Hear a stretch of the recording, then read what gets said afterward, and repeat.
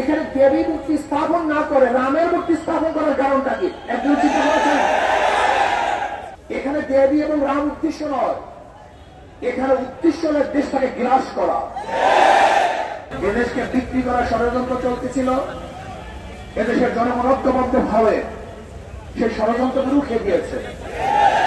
জীবনের বিনিময় তার সরকার উৎখাত করে এদেশকে রক্ষা করার জন্য জনগণ চেষ্টা করেছে, সাধনা করেছে, রক্ত দিয়েছে, পঙ্গু হয়েছে।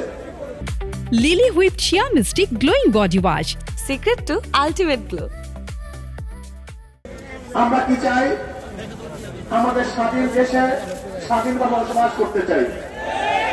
93% মুসলমানদের দেশে ইসলামের খেলাফ কোন আইন হবে এটা আমরা চাই না। সাম্প্রদায়িক সম্প্রীতির এই দেশ আমরা চাই না। এখানে হিন্দু, মুসলমান, খ্রিস্টান, বৌদ্ধ কেউ কোন অবস্থাতে অ্যাসাল্ট হোক, অপমানিত হোক, অপদস্থ হোক, লাঞ্ছিত হোক, তারা ধর্ম পালন করতে পারবে না, এটা আমরা চাই না। কিন্তু এইটাও আমরা চাই না যে ধর্মের নামে ধর্মকে আড়াল করে সামনে রেখে এদেশকে বিক্রি করার ষড়যন্ত্র করবে, সেটা আমরা চাই না। আপনারা জানেন বাংলার মানুষ কিন্তু যারা হিন্দু সম্প্রদায় তারা কিন্তু দেবী ভক্ত, রাম ভক্ত না।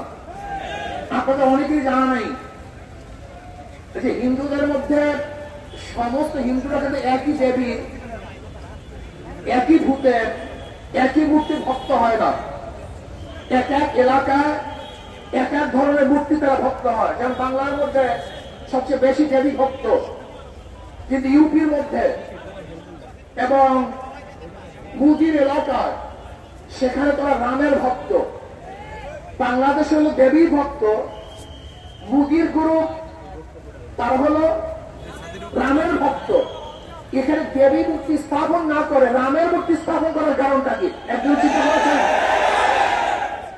এই চিন্তা কিন্তু অনেকেই করেন নাই।